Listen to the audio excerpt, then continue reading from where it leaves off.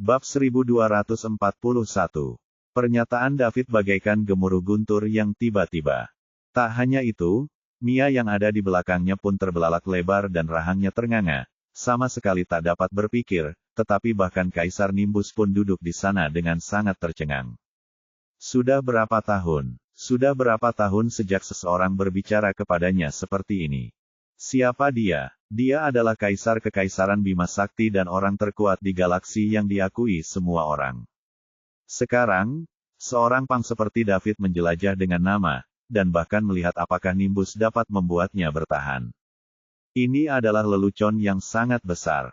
Sekalipun Daud memiliki kemampuan hebat, apa bedanya dengan seekor semut di hadapan Kaisar Nimbus? Nimbus merasa ia bisa membunuh David hanya dengan satu jari. Dia sangat penasaran dari mana David mendapatkan keberaniannya. David tidak pernah menunjukkan rasa hormat kepada Nimbus sejak awal. Apakah dia mendapat dukungan, atau dia hanya bodoh? Nimbus awalnya dirinya sendiri ketika memikirkan hal ini. Memangnya kenapa kalau David punya pendukung? Semua orang di Bima Sakti takut padaku, sejak kapan aku takut pada siapapun? Anak muda memang semakin berani seiring bertambahnya usia. David, tidakkah kau tahu bahwa kau harus membayar untuk mengatakan itu? Tanyakan kepada orang tua di keluargamu apakah mereka berani memanggilku langsung dengan nama dan hal-hal semacam itu berbaring. Mengatakan, meski terdengar tenang, Mia bisa merasakan kemarahan Nimbus dari belakang David. Dia menarik pakaian David dengan lembut, mencoba mencari untuk meminta maaf kepada Kaisar. Setelah itu, dia akan meminta Putri Astrid untuk menjadi mediator. Jika tidak, masalah ini akan mencapai kesimpulan yang tidak menguntungkan. Berapa banyak orang di Bima Sakti yang dapat menahan amarah Kaisar? Nimbus adalah orang terkuat di Bima Sakti, dan dia telah berada di puncak rantai makanan Bima Sakti selama bertahun-tahun. Saat ini, seorang pemuda menunjuk ke sana dan mengklaim bahwa dia memanfaatkan senioritasnya. Kalau saja dia orang yang pemarah, dia pasti sudah menamparkan David saat itu juga. Sebagai Kaisar, Nimbus dapat mengendalikan emosinya dengan baik. Meski begitu, Nimbus tetap memberikan pelajaran yang menyakitkan kepada David agar ia belajar bagaimana memotivasi dengan benar. Saya tidak perlu bertanya kepada para tetua, Nimbus. Aku akan menangkis apapun yang kau lemparkan padaku. Secara kebetulan, saya ingin melihat apakah Kaisar, orang terkuat di Bima Sakti, sehebat yang dikiranya dan apakah dia layak menyandang gelar itu. Setelah David mengatakan itu, dia menghunus sarung pedang kayu di sebelahnya. Sebuah pedang merah panjang terangkat sebelum berhenti di depan David. Setelah ini, David meraihnya. Aura David saat ia menggenggam pedang pemecah kejahatan. Ia tampak seperti hendak menunjukkan kemampuannya. Nimbus memperhatikan David dengan tenang. Dia hampir tertawa bahak karena marah. Kapan seorang anak bodoh berani menantang otoritasku sebagai Kaisar? Tetapi, Nimbus memandang pedang di tangan David. Pedang ini terlihat agak aneh dan dia merasa terancam olehnya. Sayangnya Nimbus tidak menggunakan pedang. Jika tidak, kekuatan tempurnya akan meningkat pesat dengan bantuan pedang ini. Jika itu terjadi, Mo tidak akan bisa mengancamnya lagi. David, aku tidak tahu kenapa kau begitu yakin bisa melawanku, tapi pedangmu cukup menarik. Sayangnya, itu tidak cukup. Itu tidak bisa menutupi perbedaan di antara kita. Nimbus bangkit dari tempat duduknya untuk bersiap memberi pelajaran kepada David. Meskipun Wilfred meminta untuk tidak bertarung untuk sementara waktu, David hanyalah seorang anak kecil. Apakah dia perlu menggunakan kekuatan penuhnya pada David? Benar, kurasa kau tidak bisa mendiktekan ini. Kita baru akan tahu setelah duel. David mulai terdengar bersemangat. Semenjak dia mencapai sebagian alam abadi, dia ingin menemukan seseorang yang tingkat di bawahnya untuk menguji batas kemampuannya. Bab 1242. Sayangnya, Nimbus merupakan satu-satunya yang berada di alam abadi sebagian di mata publik Bima Sakti. David tidak dapat menemukan orang lain untuk ditantang. Sekarang, kesempatannya telah tiba. Dia bisa berduel dengan Nimbus, dan saat melakukannya, dia bisa mengetahui apa kekurangannya. Ketika Nimbus hendak memberi pelajaran kepada David atas nama keluarganya. Berderak, pintu halaman didorong terbuka, dan Putri Astrid masuk. Begitu dia masuk, dia melihat ayahnya berdiri di hadapan David. Pada saat yang sama, David memegang pedang merah panjang. Ayah, kenapa ayah ada di sini? David, kenapa ayah memegang pedang? Apa yang ayah lakukan? Tanya Astrid penasaran. Ketika Nimbus mendengar suara Astrid, dia tertawa dan berkata, Astrid, kamu di sini. Haha, David bilang aku idolanya dan dia sudah mengagumiku sejak lama, jadi dia ingin aku memberinya petunjuk. Kedatangan Astrid membuat saraf Mia yang tegang langsung rileks. Dia menghela napas dalam hatinya. Kami berhasil melarikan diri malam ini. Tetapi bisakah kita hidup sekarang setelah kita menyinggung Yang Mulia? Benarkah? Astrid menatap David. David meremehkan apa yang dikatakan Nimbus. Siapa yang mengagumimu? Kalau Astrid tidak muncul begitu tiba-tiba, sulit untuk mengatakan siapa yang akan menang jika kita berkelahi. Juga, kau salah tentang siapa yang akan mengagumi siapa saat aku akhirnya menerobos ke alam abadi. Namun, setelah mengeluh dalam hati, David menjawab, ya, Yang Mulia, saya ingin Tuan Barlowe memberi saya beberapa petunjuk, tetapi Anda datang sebelum kita bisa mulai. Kamu bisa melanjutkan. Anggap saja aku tidak di sini. Aku di sini hanya untuk melihat-lihat, kata Astrid. Lupakan saja, kita bicarakan lain kali. Aku baru ingat ada urusan yang harus kuselesaikan. Astrid, kamu harus bicara dengan mereka. Aku akan datang untuk memberi petunjuk kepada David saat aku senggang lain kali. Nimbus sengaja melebih-lebihkan kata, bimbingan. David mengangkat bahu acuh tak acuh. Tentu saja, dia bisa mengerti apa maksud Nimbus dengan ini. Namun, apakah dia takut? Jadi bagaimana jika dia adalah kaisar? Dia hanya berada di alam abadi sebagian, sementara David memiliki pedang pembelah kejahatan yang dapat menebas semua hal jahat. Dia sama sekali tidak kalah dengan Nimbus. Semoga perjalananmu menyenangkan, Tuan Barlowe. Aku akan menunggu arahanmu. Kuharap kau tidak mengecewakanku. Nimbus mengintip ke arah David sebelum menghilang dari halaman tanpa suara. Astrid dan Mia tidak melihat bagaimana Nimbus pergi. Hanya David, yang berada di sebagian alam abadi, yang melihatnya. Setelah Nimbus pergi, David memasukkan kembali pedangnya ke dalam sarung kayu. Ia berkata, silakan duduk, Yang Mulia. Astrid berjalan mendekat untuk duduk di tempat Nimbus tadi. Mia, ada apa? Astrid bertanya pada Mia sambil menatapnya. David menoleh dan melihat separuh tubuh Mia basah kuyup. Gaun panjang berbahan sutra itu dililitkan erat di sekujur tubuhnya, menonjolkan lekuk tubuhnya yang menggoda. Astaga! Mata David terbelalak. Dia terlihat sangat memikat saat pakaiannya basah. David segera memalingkan mukanya agar tidak menatapnya. Jika tidak, akan sulit baginya untuk tertidur malam ini. Sejak dia meninggalkan bumi, David tidak pernah memikirkan hal semacam itu. Sekarang Mia sudah seperti ini, dia hampir tidak dapat menahan diri. Pada saat yang sama, dia sedikit terdiam. Bukankah ini agak ekstrim? Hanya beberapa saat saja, keringat Mia telah membasahi pakaiannya. Bab 1243. Mia pun menyadari kondisi yang dialaminya. Ia merasa tidak enak karena pakaiannya menempel di badan. Dia segera kembali ke dalam rumah. Sambil berjalan, dia berkata, saya baik-baik saja, Yang Mulia. Saya kepanasan, jadi baju saya basah kuyup. Anda sebaiknya bicara dulu. Saya akan mandi dan berganti pakaian baru. Apakah sepanas itu? Astrid memandangi dirinya sendiri. Suhu malam hari di planet Royal tepat. Akan tetapi, dia tidak menyelidiki hal itu. Silakan, Mia. Kami akan menunggumu sambil berbicara, kata Astrid. Mia segera berlari ke dalam rumah untuk mandi dan berganti pakaian. David kembali ke tempat duduknya dan bertanya, apakah Anda membutuhkan sesuatu dari saya, Yang Mulia?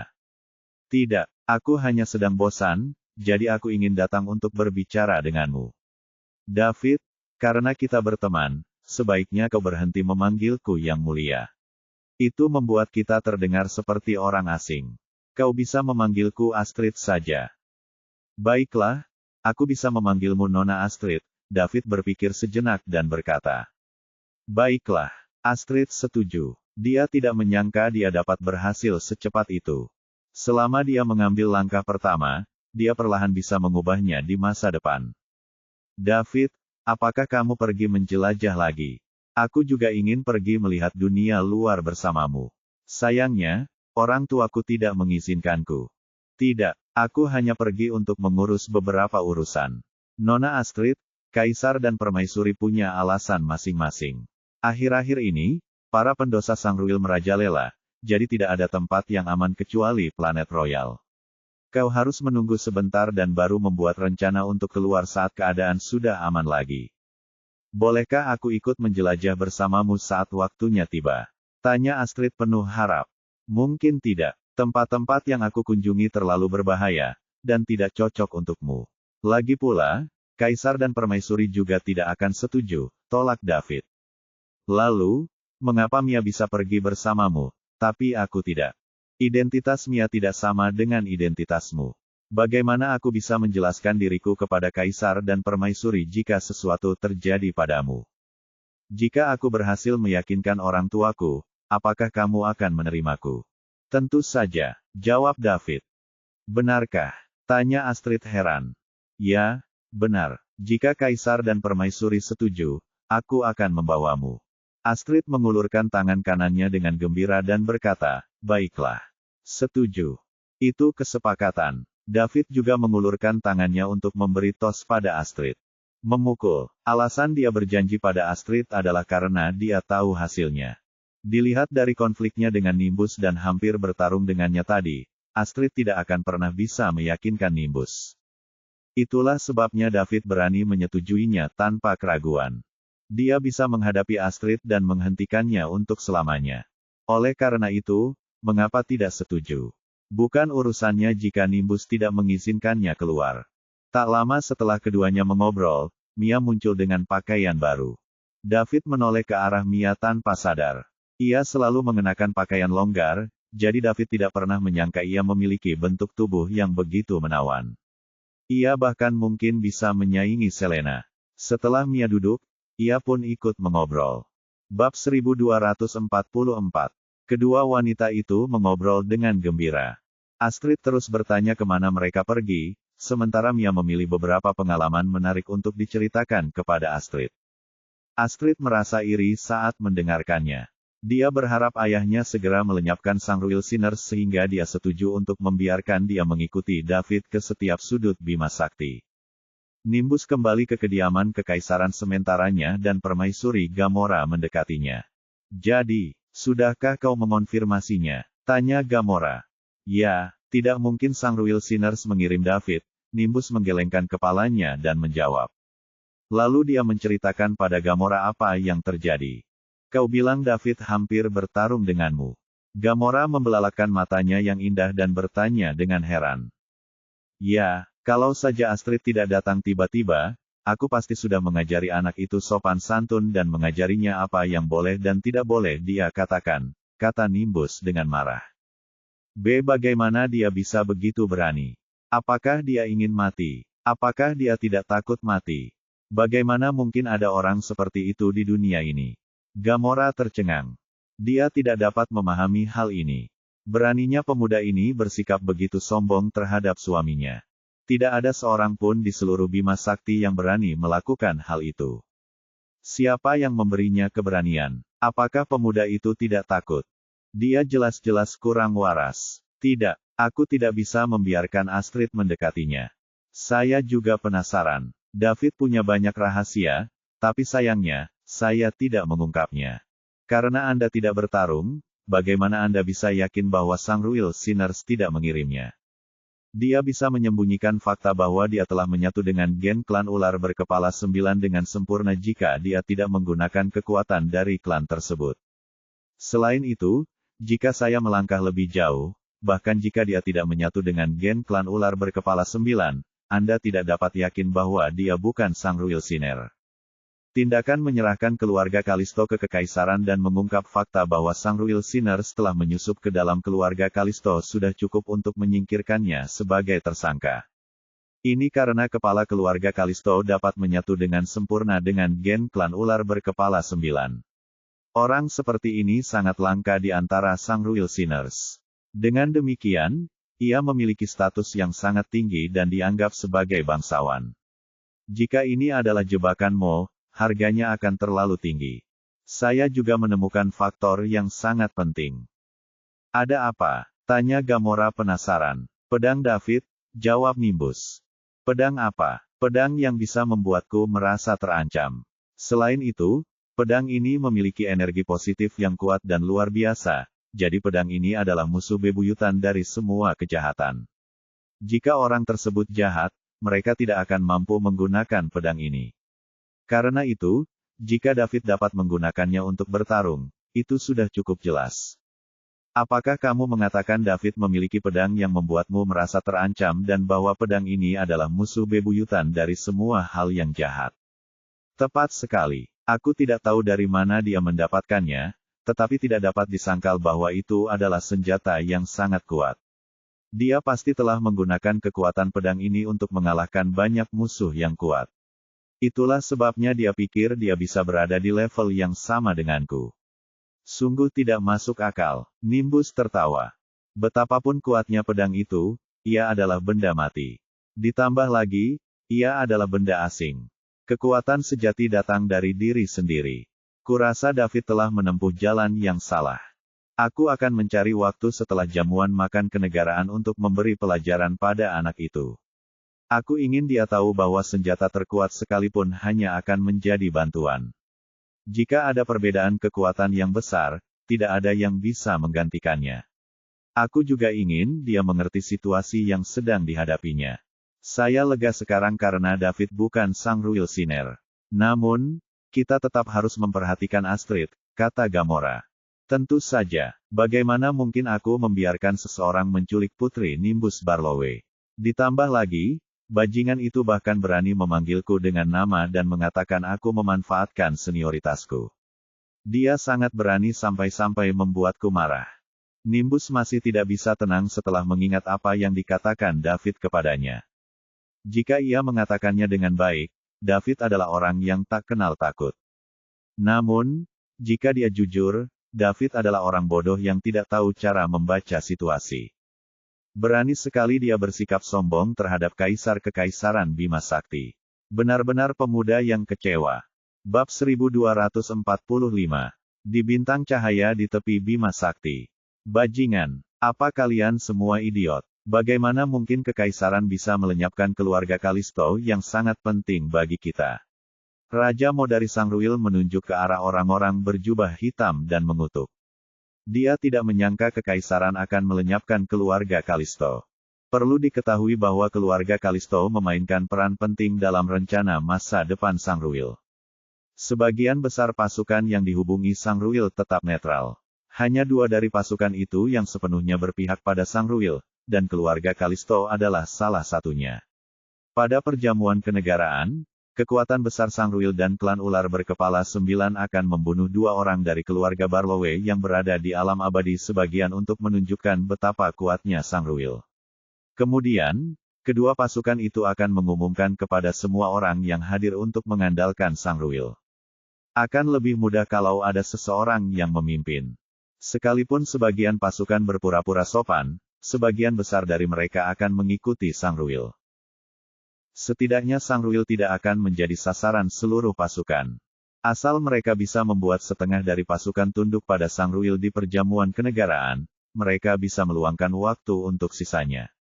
Tak lama lagi Sang Ruil akan benar-benar mengambil alih Bima Sakti. Ini akan menjadi situasi terbaik, dan mereka tidak akan menyiagakan para penegak alam semesta yang mengerikan itu. Wilayah patroli mereka terlalu besar. Bima Sakti hanyalah peradaban tingkat 3, jadi penegak alam semesta tidak akan terlalu memperhatikannya kecuali jika terjadi perang berskala besar. Namun, kini keluarga Kalisto sudah tiada. Efeknya tidak akan sebaik jika hanya ada satu kekuatan yang memimpin. Bagaimana mau tidak merasa marah dan gelisah? Maafkan saya, Yang Mulia. Kami tidak menyangka Fergus akan terbongkar. Setelah membantunya mengambil alih keluarganya, kami memperingatkannya untuk tidak menonjolkan diri dan bersembunyi sambil menunggu perintah Yang Mulia. Namun, dia menolak untuk mendengarkan dan bersikeras untuk mengumumkannya ke publik. Dia ingin membalas dendam tetapi tanpa diduga, ini terjadi. Sialan, Fergus. Dia punya masa depan yang cerah karena dia bisa menyatu dengan sempurna dengan gen klan ular berkepala 9. Aku tidak menyangka dia bodoh dan tidak bisa bersembunyi sama sekali. Sudah berapa tahun Sangruil menunggu sampai kita memiliki apa yang kita miliki sekarang. Namun, dia tidak bisa menunggu bahkan untuk sesaat. Orang tidak berguna itu pantas mati, tetapi yang lebih buruk adalah dia mengacaukan rencana awal kita. Mo meraung. Yang mulia, jika kita tidak memiliki keluarga Kalisto, kita masih bisa menghancurkan keluarga Barlowe dan mengambil kembali apa yang menjadi milik kita dengan bantuan klan ular berkepala 9. Persetan, apa yang kau tahu? Apakah aku akan memintamu untuk menyusup ke pasukan itu jika semudah itu? Bukankah akan lebih mudah untuk menerobos masuk dan melenyapkan keluarga Barlowe? Tanpa bantuan pasukan utama wilayah kerajaan, tidak akan mudah bagi kita untuk mengendalikan Bima Sakti bahkan jika kita melenyapkan keluarga Barlowe. Selain itu, klan ular berkepala 9 juga tidak akan berani melakukan sesuatu yang besar. Semua orang akan hancur jika kita memberitahu orang-orang menakutkan itu. Yang mulia, siapa saja orang-orang menakutkan itu? Selain dari 4 aula internal, apakah ada lebih banyak kekuatan yang bersembunyi di kegelapan di Kekaisaran yang bahkan ditakuti oleh klan ular berkepala 9? Kamu tidak berada pada level yang cukup tinggi, jadi kamu tidak mengerti beberapa hal. Kamu harus fokus pada pekerjaanmu. Apapun yang terjadi, kita tidak bisa mundur sekarang karena kita sudah di sini. Kumpulkan semua orang dan semua kekuatan kita dalam 3 hari. Kita akan menuju planet Royal untuk mengambil kembali apa yang menjadi milik kita. Baik, Yang Mulia, jawab pria berjubah hitam itu. Raja tidak memberitahu mereka siapa orang-orang menakutkan itu, dan mereka tidak mau bertanya lebih lanjut. Namun, kepercayaan mereka sedikit goyah. Waktu berlalu dengan lambat. Sejak Nimbus pergi menemui David pada malam pertama, dia tidak pernah muncul lagi. David mengira Nimbus akan muncul lagi pada malam kedua. Namun, dia tidak pernah muncul bahkan setelah 3 malam. Awalnya David ingin berduel dengan Nimbus untuk menguji batas kemampuannya dan mengidentifikasi kelemahannya. Sekarang, tampaknya dia tidak akan mempunyai kesempatan. David juga ingin meninggalkan planet Royal, tetapi Astrid terus mengajaknya dan Mia berkeliling planet Royal. Kedua wanita itu sangat menikmatinya. Oleh karena itu, dia tidak menyebutkan hal ini lagi. Hanya tinggal beberapa hari lagi hingga jamuan makan kenegaraan, dan tidak akan ada bedanya jika dia pergi setelah jamuan makan. Bab 1246. Ada semakin banyak orang di planet Royal akhir-akhir ini. Orang-orang ini adalah perwakilan dari berbagai angkatan yang datang untuk menghadiri jamuan kenegaraan. Akan tetapi, meskipun jumlah orangnya lebih banyak, keadaannya tidak kacau. Itu karena tidak ada seorang pun yang berani membuat masalah di planet Royal. Sekarang sudah semakin banyak orang di planet Royal, jadi untuk menghindari masalah yang tidak diinginkan, Mia kembali mengenakan cadarnya untuk menyembunyikan wajah cantiknya. Lagi pula, dia cukup populer di Bima Sakti dan banyak orang yang mengenalnya. Ketiganya pergi ke berbagai tempat indah di planet Royal menggunakan sisa waktu yang mereka miliki. Selama perjalanan, David melihat beberapa tim yang mengawasi mereka secara diam-diam. Nimbus seharusnya mengirim mereka untuk melindungi Putri Astrid. Dia juga tidak memperlihatkannya dan berpura-pura tidak memperhatikan. Seiring berjalannya waktu, pesta kenegaraan pun semakin dekat. Seluruh planet mulai sibuk. Perjamuan kenegaraan tahun ini adalah yang terbesar sejauh ini. Bisa dibilang sangat megah. Hampir semua kekuatan di Bima Sakti akan mengirim seseorang untuk hadir. Saat itu, keluarga Barlowe yang merupakan keluarga kerajaan Kekaisaran Bima Sakti akan membawa tokoh-tokoh penting dari dunia politik dan militer Kekaisaran untuk mempersembahkan kurban ke surga di altar Kekaisaran. Namun, kali ini, karena Sangruil Sinners bangkit kembali bersama Nine-Headed Serpent Clan, Nimbus memutuskan untuk mengumpulkan semua pasukan Milky Way untuk melenyapkan Sangruil. Itulah sebabnya perjamuan itu begitu megah dan mengapa ia mengundang begitu banyak pasukan. Bintang cahaya kapal terbang yang tak terhitung jumlahnya telah selesai bersiap dan siap lepas landas. Pidato emosional Mo menggerakkan semua Sangruil Sinner. Mereka telah menunggu begitu lama, dan beberapa dari mereka telah memiliki begitu banyak keturunan. Meskipun demikian, mereka semua menahan diri. Mereka sangat ingin keluar dari dunia gelap yang tidak memiliki keadilan. Mereka ingin kembali ke kejayaan mereka sebelumnya dan menikmati semua hal baik di Bima Sakti. Warga Sangruil, apakah kalian masih ingin hidup di ambang kematian dan di dunia tanpa keadilan? Tanya Mo dengan keras. Tidak, semua pendosa Sangruil menjawab dengan penuh semangat. Apakah kamu ingin menikmati semua hal yang baik di Bima Sakti? Anggur, makanan, wanita. Ya, kalau begitu, ayo kita pergi. Ini akan menjadi saat kita memutuskan nasib Sangruil. Kita harus mengambil kembali semua yang pernah kita miliki dan mengembalikan kejayaan Sangruil sebelumnya. Hidup Sangruil, hidup Raja. Tak terhitung banyaknya Sangruil Sinners yang menangis dengan gembira. Mereka telah menunggu momen ini terlalu lama. Selain itu, mereka juga telah mengorbankan banyak hal untuk momen ini. Beberapa dari mereka bahkan bersedia menjadi monster setengah manusia dan setengah binatang. Ayo pergi, Mo memimpin. Dia membawa semua warga Sangruil ke planet Royal. Mereka ingin mengambil kembali apa yang dulunya milik mereka di hadapan semua pasukan Milky Way selama perjamuan kenegaraan kekaisaran. Sejak saat itu, kekaisaran Milky Way akan menjadi sejarah, dan Sangruil akan bangkit dan mengambil alih kekaisaran Milky Way. Bab 1247. Mo dan keempat ular berkepala 9 yang sebagian berada di alam abadi berangkat ke planet kerajaan bersama hampir seluruh pendosa Sangruil. Mereka bersumpah akan mengambil kembali semua yang menjadi milik Sangruil. Ini akan menjadi pertempuran terakhir antara Sangruil dan Kekaisaran Bima Sakti. Pemenangnya akan mendapatkan segalanya di Bima Sakti, sedangkan yang kalah akan menjadi sejarah.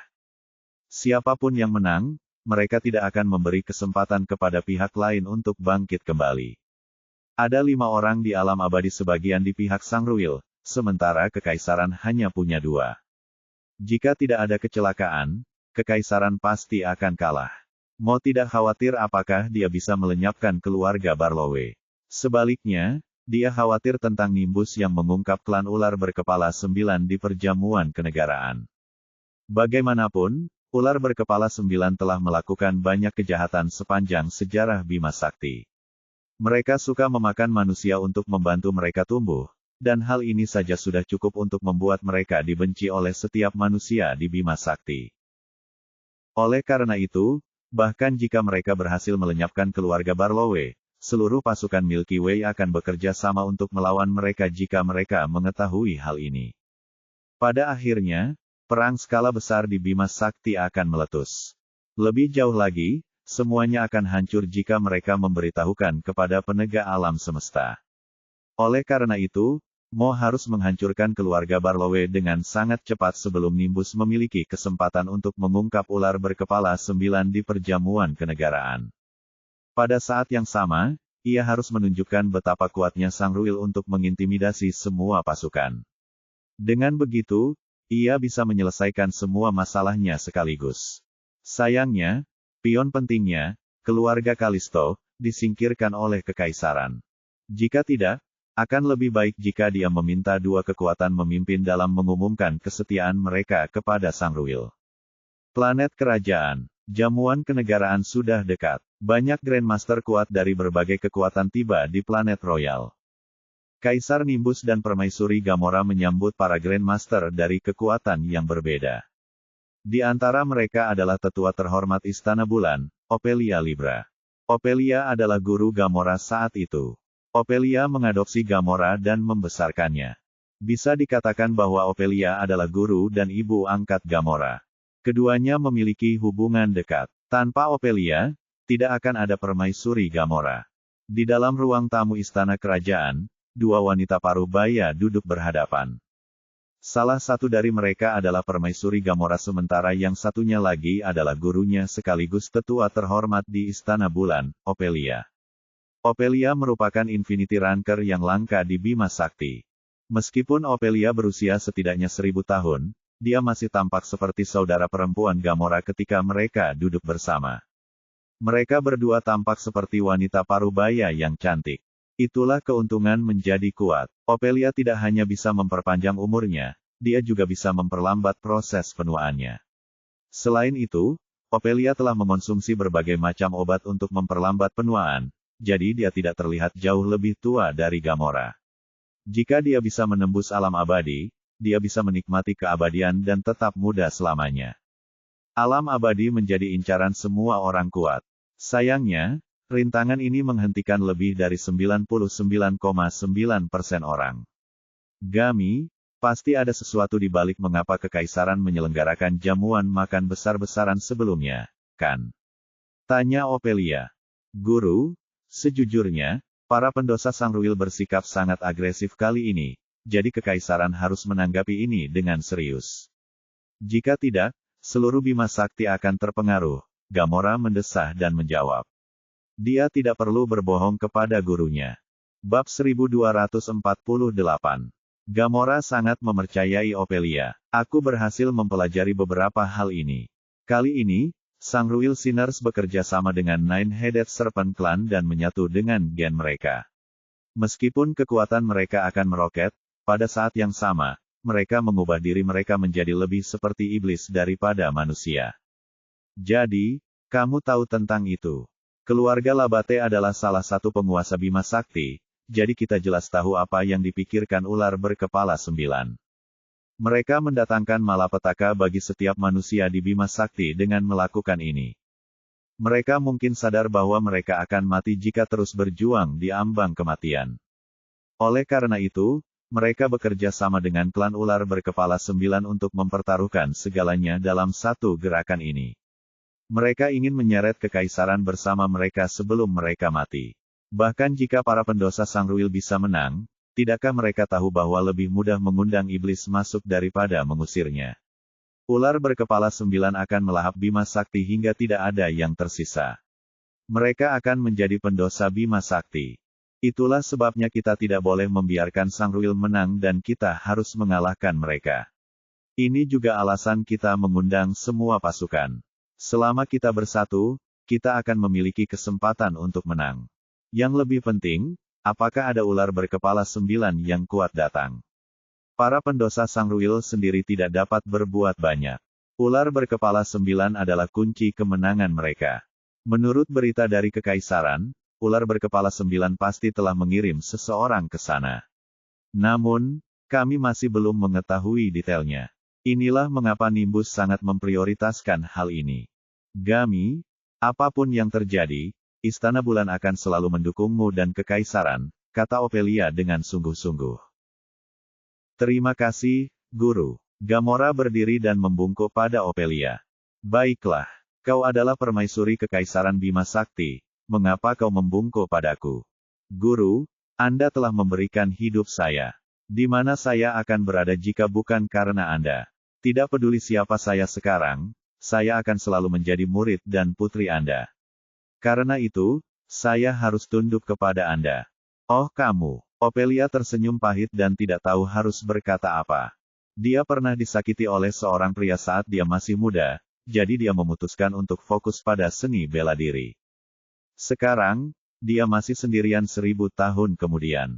Gamora adalah kebanggaan Ophelia dalam hidup ini. Ketika Ophelia menemukan Gamora ratusan tahun lalu, dia masih bayi. Bukan hanya Ophelia yang mengangkat Galora menjadi pendeta tinggi Istana Bulan, Gamora bahkan menjadi Empress Alter yang. Beberapa hari kemudian, lebih banyak pusat kekuatan muncul di planet Royal. Lebih dari 80% pusat kekuatan Bima Sakti berkumpul di sini. Perjamuan kenegaraan kali ini merupakan perjamuan terbesar yang pernah diadakan oleh Kekaisaran Bima Sakti. Pada saat yang sama, itu juga yang paling berbahaya. Dulu ketika Bima Sakti terbagi antara Kekaisaran dan Sangruil, keduanya masih menyadari asal-usul mereka meskipun mereka telah bertarung selama ribuan tahun. Kekaisaran belum pernah menghadapi bahaya seperti ini sebelumnya. Namun, kali ini berbeda. Bukan hanya Sangruil Sinners yang menjadi lawan mereka, tetapi ada juga Nine-Headed Serpent Clan dari peradaban level 5 yang harus diwaspadai. Itu adalah ras yang kuat dengan kekuatan Eternal Realm. Jika klan ular berkepala 9 tidak takut pada penegak alam semesta, mereka pasti sudah mengambil alih Bima Sakti sejak lama dan membesarkan manusia sebagai makanan mereka. Meskipun para penegak alam semesta mungkin tidak menyadari keberadaan peradaban kecil tingkat 3, ular berkepala 9 tidak berani bertaruh akan hal ini. Jika mereka ketahuan, mereka harus membayar harga yang sangat mahal. Seluruh ras mereka mungkin akan tersingkirkan. Reputasi Universe Enforcers tidak bisa dianggap remeh. Mereka membuktikan diri melalui tindakan mereka. Banyak kekuatan dan ras di alam semesta yang luas sebelumnya telah mencoba peruntungan mereka dengan melanggar konvensi alam semesta. Pada akhirnya, mereka dibasmi oleh penegak alam semesta. Itu adalah eksistensi yang mengerikan yang juga sangat rahasia. Tidak seorang pun dapat menjamin kapan dan di mana mereka akan muncul. Bab 1249. Seiring berjalannya waktu, David dan gengnya mengakhiri perjalanan mereka dan kembali ke istana kerajaan. Perjamuan kenegaraan akan diadakan dalam 3 hari. Sebagai seorang putri, Astrid harus menghadiri perjamuan kenegaraan tersebut. Permaisuri Gamora juga memanggilnya selama 2 hari ini untuk membuat berbagai persiapan. David akhirnya bisa santai. Dia akan minum teh di halaman setiap hari. Pada saat yang sama, dia akan melepaskan kekuatan pikirannya untuk memindai pembangkit tenaga listrik baru yang tiba di planet Royal. Ada banyak pembangkit tenaga listrik di planet Royal beberapa hari ini. Semua Infinity Ranker yang jarang terlihat muncul di planet Royal. Tentu saja ada juga banyak Cosmo dan Celestial Ranker.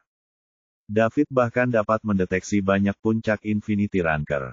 Tampaknya kekaisaran akan melakukan sesuatu terhadap para pendosa Sangruil. Namun, ini sudah diduga. Para pendosa Sangruil baru saja mulai menyusup ke kekaisaran, jadi kekaisaran harus menggunakan kesempatan ini untuk menghilangkan krisis ini sebelum memburuk.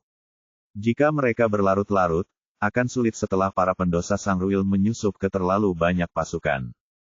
Bahkan mungkin terjadi perpecahan lagi. Tentu saja kekaisaran tidak ingin melihat ini. Menurut pendapat jujur David, jika kekaisaran dan Sangruil sebelumnya sama-sama terdiri dari manusia, dan jika perang mereka tidak terlalu besar skalanya dan tidak menimbulkan banyak korban, dia tidak akan mempedulikannya.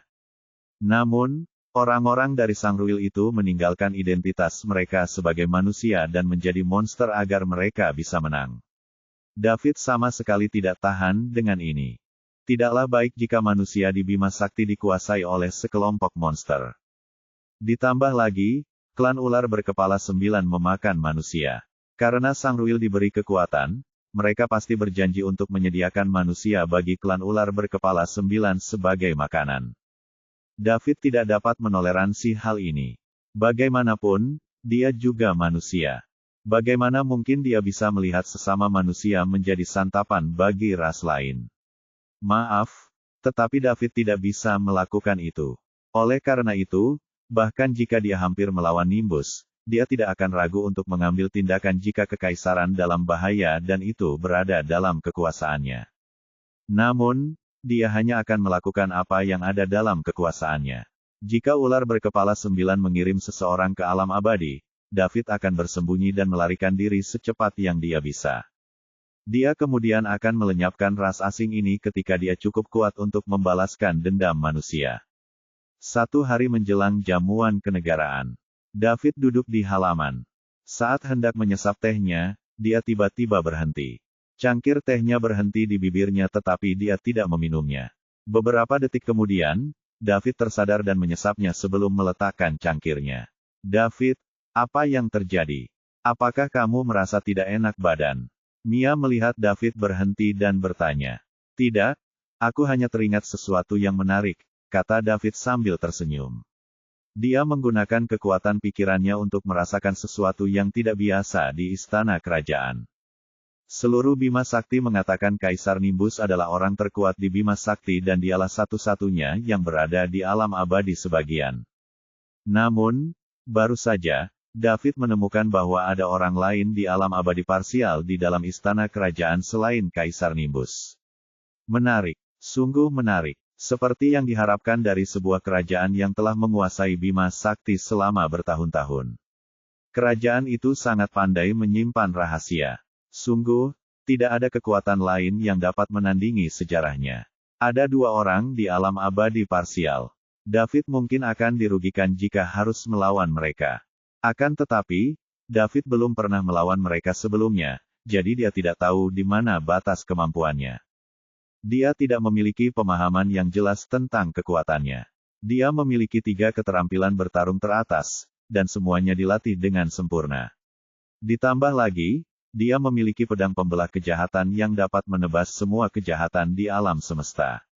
David, yang sekarang berada di alam abadi sebagian, sangat ingin menemukan lawan yang setingkat dengannya untuk berduel dengan mereka tanpa kendali dan tanpa beban. Namun, ia tidak pernah mendapatkan kesempatan ini. Ia selalu bisa mengalahkan lawan-lawannya dalam hitungan detik, jadi tidak ada ketegangan sama sekali. Ada apa? Tanya Mia penasaran. Bab 1250. Kau akan segera tahu. Kalau aku tidak salah, jamuan kenegaraan kali ini tidak akan membosankan. Pasti akan ada drama yang terjadi. Drama, Mia tercengang. David masih ingin menyaksikan drama yang berlangsung selama jamuan kenegaraan. Dia menyinggung Yang Mulia. Bukankah dia seharusnya lari sejauh mungkin dari planet kerajaan saat Yang Mulia tidak punya waktu untuk memikirkan kita selama jamuan kenegaraan? Jika tidak, Yang Mulia pasti akan datang menjemput kita saat beliau punya waktu luang setelah jamuan makan. Lagi pula, David memarahi Yang Mulia. Tidak ada seorang pun di Bima Sakti yang berani melakukan itu. David adalah orang pertama yang berhasil hidup begitu lama setelah menghina Yang Mulia. Jika Putri Astrid tidak muncul tepat waktu, Mia menduga dia mungkin sudah meninggal. Mia juga sangat takut hingga pakaiannya basah oleh keringatnya. Namun, David tetap acuh tak acuh dan sama sekali tidak gugup. Dia tidak menyadari keseriusan masalah tersebut. Mia tidak mengerti David. Apakah dia bodoh? Meskipun begitu, dia tahu dan mengerti segalanya. Apakah dia pintar? Namun, dia sangat keras kepala dalam beberapa hal dan menolak untuk berpikir dari sudut pandang lain. David bisa saja menyerah dan menceritakan pengalamannya secara singkat kepada Kaisar untuk mengatasi situasi tersebut. Pada saat yang sama, ia juga bisa mendapatkan dukungan dari Kaisar. Namun, dia bersikeras menentang Kaisar dan membuatnya marah. Bukankah dia mencari masalah? David, aku punya saran, Mia berkata tiba-tiba. Apa itu? Menurutku, kita tidak seharusnya pergi ke perjamuan kenegaraan besok. Sebaliknya, kita harus meninggalkan planet royal selama perjamuan berlangsung saat Yang Mulia tidak punya waktu untuk mempedulikan kita. Jika tidak, kita tidak akan bisa pergi setelah perjamuan kenegaraan. David tertawa dan menangis setelah mendengar apa yang dikatakan Mia. Bagaimana ia harus menjelaskan kepada Mia bahwa ia tidak takut pada Nimbus? Sebaliknya, ia ingin berduel dengan Nimbus untuk melihat batas kemampuannya. Mia tidak akan mempercayainya. Tak seorang pun akan percaya padanya, apalagi dia. Bagaimanapun, gengsi sang Kaisar terukir di hati setiap orang. Di hati setiap orang, Kaisar Nimbus adalah orang terkuat di Bima Sakti, dan tidak ada seorang pun yang dapat mengalahkannya. Mia, apakah menurutmu aku ini idiot? Tanya David. Hah, apa yang kau katakan? Bagaimana kau bisa menjadi idiot? Jika kau idiot, itu berarti tidak ada orang pintar di alam semesta, teriak Mia untuk menunjukkan betapa yakinnya dia. Namun, dia bergumam pada dirinya sendiri di dalam hati.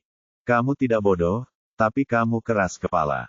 Terkadang Anda menolak untuk berpikir dari perspektif lain. Selain itu, tidak ada yang salah denganmu. Kau harus percaya padaku karena aku bukan orang bodoh. Apapun yang kulakukan, kau harus mendukungku karena aku punya alasan dan pertimbangan untuk semua yang kulakukan. Mungkin kau tidak akan mengerti sekarang, tapi aku yakin kau akan segera mengerti. Ucap David dengan sungguh-sungguh. Mia menatap David. Dia merasa bahwa dia tampak serius dan sama sekali tidak terlihat sedang bercanda. Baiklah, mungkin aku hanya terlalu banyak berpikir. Meskipun dia masih bingung tentang keuntungan apa yang bisa diperoleh David dengan menyinggung Kaisar, orang terkuat di Bima Sakti. Karena David mengatakan ini, itu berarti dia pasti tahu sesuatu. Karena itu, dia tidak perlu mengingatkannya tentang apapun. Dia hanya perlu fokus pada pekerjaannya. Karena kamu sudah memikirkan ini dengan matang, aku tidak akan mengkhawatirkanmu lagi. Apapun yang kamu lakukan di masa depan, aku akan mendukungmu tanpa syarat dan aku tidak akan meragukanmu, jawab Mia. Lebih seperti itu. Senyum muncul di wajah David.